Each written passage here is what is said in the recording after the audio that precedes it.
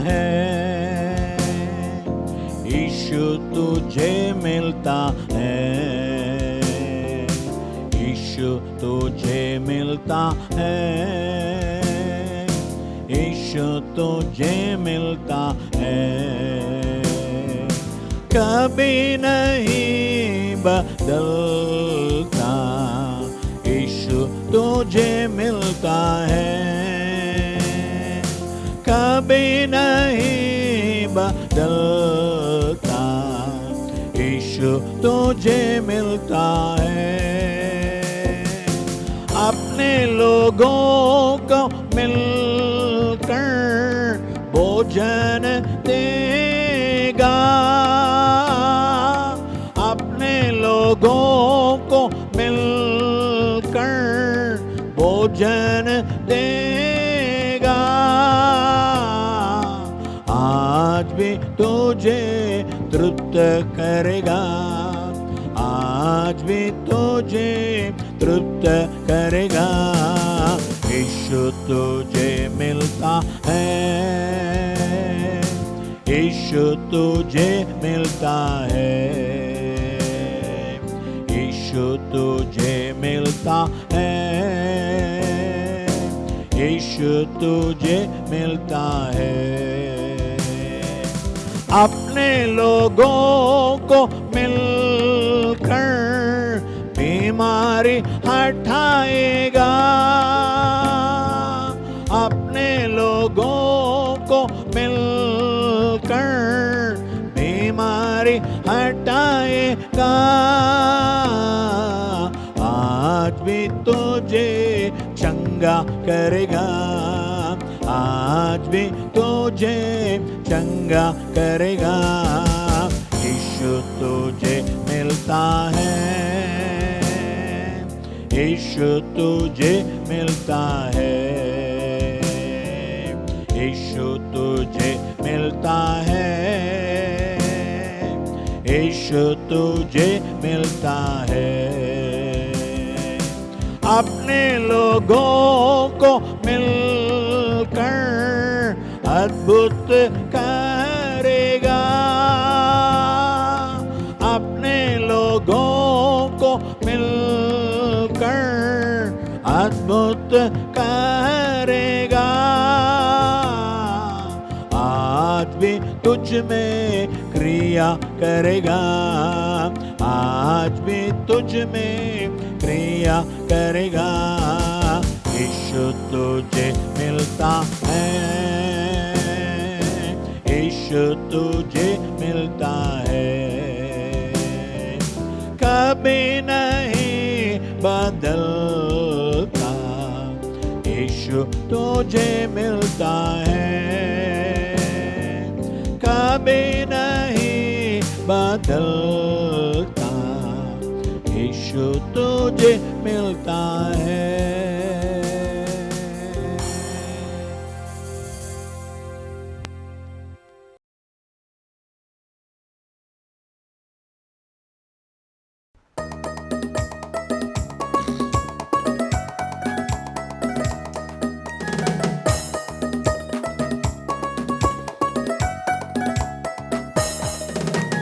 यीशु उठा लिया है, मैं क्यों उठाऊंगा। यीशु उठा लिया है, मैं क्यों उठाऊंगी। यीशु के गाँव से चंगा मैं हो गया हूँ, यीशु के गाँव से चंगा मैं हो गई हूँ। यीशु उठा लिया है, मैं क्यों उठाऊंगा। यीशु उठा लिया है, मैं क्यों उठाऊंगी।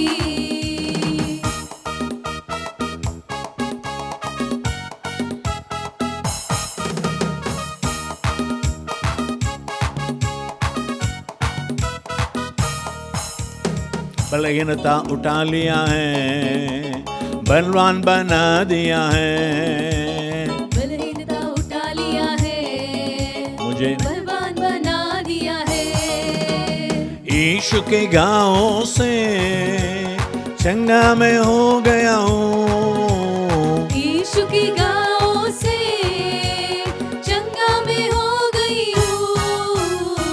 यीशु उठा लिया है, अब मैं क्यों उठाऊंगा। यीशु उठा लिया है, मैं क्यों उठाऊंगी।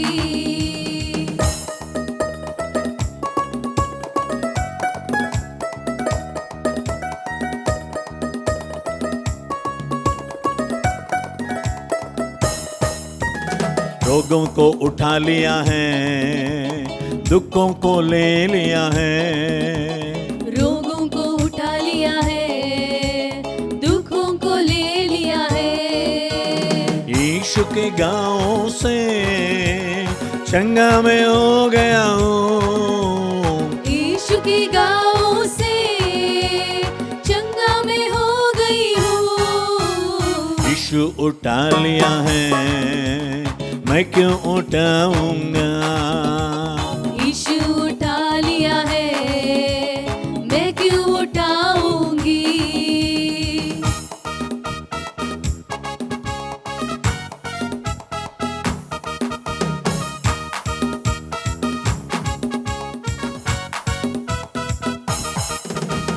पापों को उठा लिया है, उद्धार दे दिया है। पापों को उठा लिया है, उद्धार दे दिया है। यीशु के गाँव से चंगा मैं हो गया हूँ। यीशु के गाँव से चंगा मैं हो गई हूँ। यीशु उठा लिया है, मैं क्यों उठाऊंगा। यीशु उठा लिया है, मैं क्यों उठाऊंगी।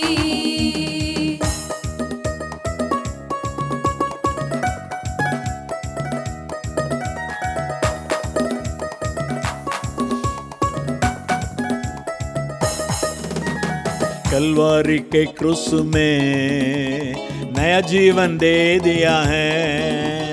कलवारी के क्रूस में नया जीवन दे दिया है। यीशु के गाँव से चंगा मैं हो गया हूँ। यीशु के गाँव से चंगा मैं हो गई हूँ। यीशु उठा लिया रे, मैं क्यों उठाऊंगा। यीशु उठा लिया है, मैं क्यों उठाऊंगी।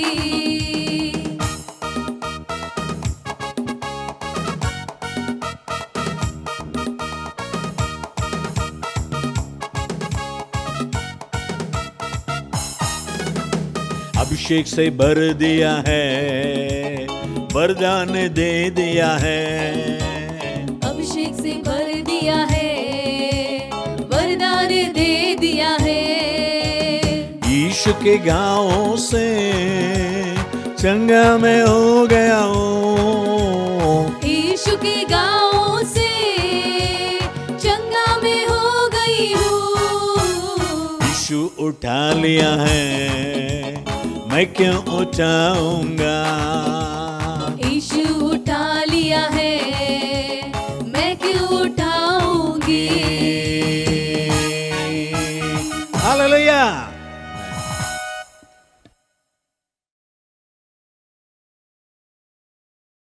हमारे प्रिय भाई बहनों के यीशु मसीह के नाम से हमें नमस्कार।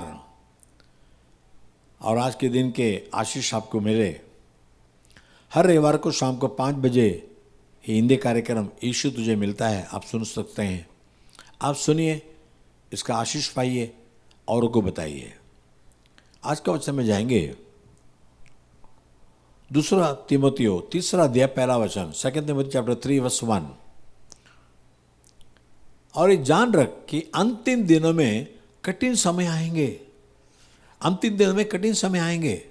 अगला 2 वचन पढ़ेंगे, कैसा समय आएगा। क्योंकि मनुष्य अपस्वार्थी, लोभी, ढींगमार, अभिमानी, निंदक, माता पिता की आज्ञा टालने वाले, कृतज्ञ, अपवित्र, दया रहित, क्षमा रहित, दोष लगाने वाले असंयमी, कठोर, बले की बहरी। आगे,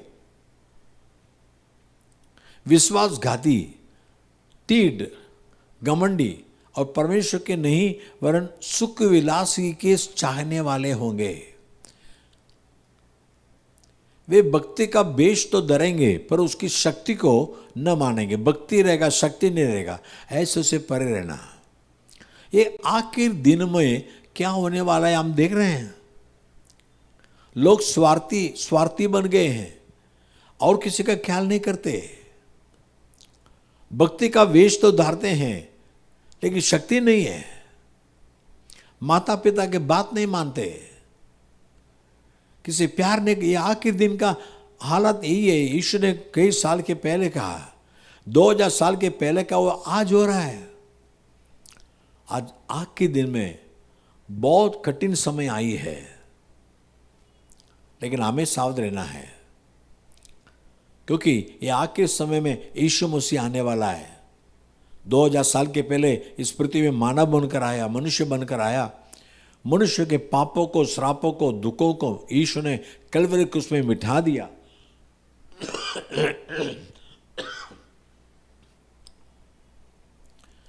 आज मनुष्य को पाप से उद्धार, बीमार से चंगाई, समस्या से हल यीशु के नाम से मिलती हुई। यीशु ने वचन दिया, मेरे नाम से तुम जो कुछ मांगोगे मैं इसे करूंगा। यूहन्ना 14:14 में। आज यीशु के नाम से मांगिए पाप क्षमा के लिए। और कोई रास्ता हमारे नहीं है, और कोई अवतार, भगवान का अवतार हो, वो हमारे पापों के बदल में अपना जान कुर्बान नहीं किए। क्योंकि पाप की वेतन तो मृत्यु है, पाप की मजदूरी मृत्यु है। पाप करने वाला मरेगा और मौत का दंड कौन अपने ऊपर उठाएगा। संसार में कोई हमारे पाप के दंड को उठा नहीं सकते। एक तो अपने पाप का बोझ ये मैं संभाल नहीं सकता हूँ, आपके बोझ को कैसा उठाऊंगा। और दूसरा, मैं कोई पवित्र नहीं हूँ, केवल यीशु मसीह पवित्र परमेश्वर का बेटा, पवित्र प्रभु है। वो अकेला हमारे पापों को मिटा सकता है। पुराने दिनों में भेड़ या बकरी लाते थे और मनुष्य के पापों के प्रायश्चित में भेड़ या बकरी को कुर्बान करते थे। क्यों? भेड़ या बकरी के अंदर कोई कपट नहीं है, पाप नहीं है। वैसे निष्पाप एक इंसान या भगवान हमारे लिए मरना चाहिए, तभी छुटकारा मिलेगा। तो वो स्थान को प्रभु यीशु मसीह ने अपने ऊपर ले लिया, क्योंकि परमेश्वर का प्रिय पुत्र, प्यारा पुत्र, पवित्र पुत्र स्वर्ग में था, वो पृथ्वी में उतर कर आया। और हमारे उद्धार का काम पूरा होने के बाद अभी स्वर्ग राज्य में जाकर पिता के साथ विराजमान है। यीशु मसीह अकेला है। लेकिन आखिर दिन है, दुनिया बिगड़ती जा रही है, एक दूसरे को फंसाते हैं, ठगाते हैं, लूटते हैं। आज देखिए अपने मोबाइल के द्वारा, इंटरनेट के द्वारा कितने तरीके हैं लोगों को लूटने का, झूठ बोलने का। यह आखिर दिन है, ऐसे होगा। इसके बाद यीशु मसीह संसार में 2000 साल के पहले आया, मनुष्य का उद्धार का काम पूरा किया। वो यीशु मसीह फिर से आने वाला, राजा बन के आने वाला है, संसार का न्याय करने वाला है। तब आप कहाँ रहेंगे? आके दिन। दूसरी बात बोलता हूं, आके दिनों में क्या होगी? यो प्रेरित 2:17 एक्ट्स 2:17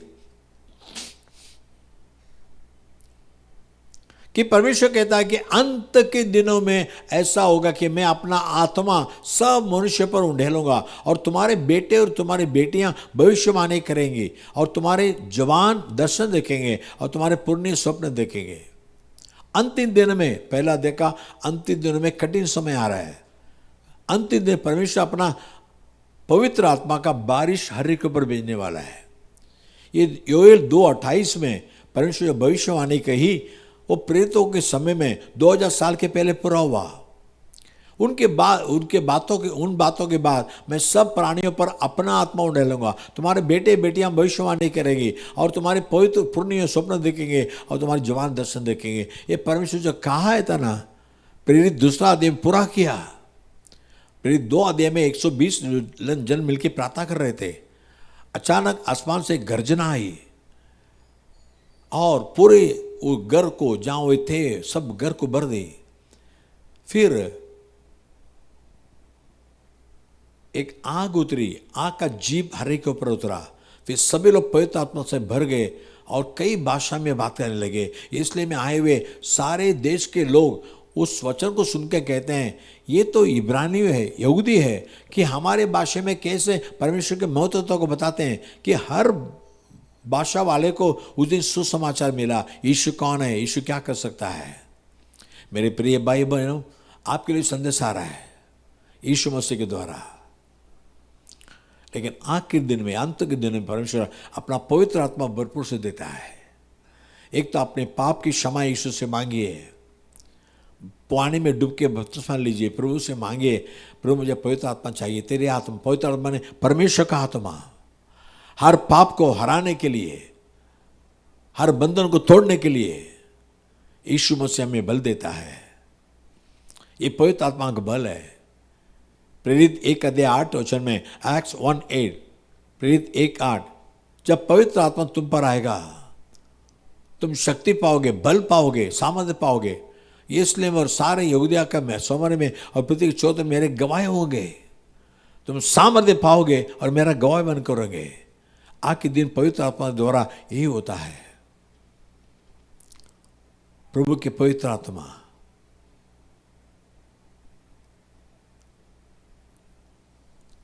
यीशु ने कहा पवित्र आत्मा सब पर भेजेगा। लूका 24 का उसका 49 वचन, लूक 24:49, लूका 24। और देखो जिसकी प्रतिज्ञा मेरे पिता ने की है मैं उसको तुम पर उतारूंगा, और जब तक स्वर्ग से सामर्थ्य न पाओगे तब तो तुम इसी नगर में ठहरे रहोगे। पिता ने प्रतिज्ञा दिया है, वो प्रतिज्ञा के अनुसार पवित्र आत्मा तुम पर उतरेगा। वैसे उतर गया।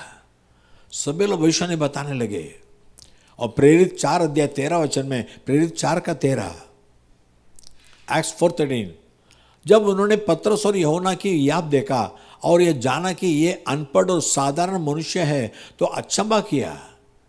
फिर उनको पहचाना कि ये यीशु के साथ रहे, यीशु के साथ रहने वाले हैं, इसलिए इतना सामर्थ्य उनको मिला है। प्रिय भाई बहनों, ये पवित्र आत्मा तुम पालो। एक बार पतरस कुरनेलियुस नाम के एक सूबेदार के घर पर गया।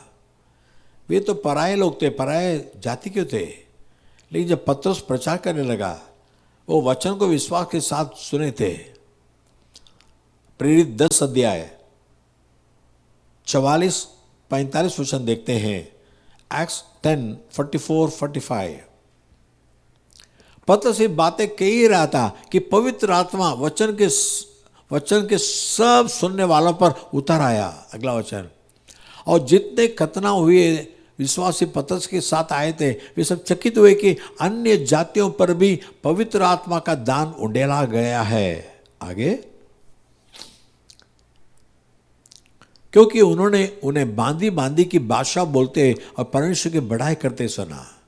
ये कुरनेलियुस सूबेदार है, लेकिन वो यीशु मसीह को जानता नहीं था। लेकिन यीशु मसीह का दर्शन उसको मिला। पतरस नाम के पास्टर को बुला लो, वो सब बताएगा। और पतरस आए और यीशु मसीह के बारे में बताने लगे।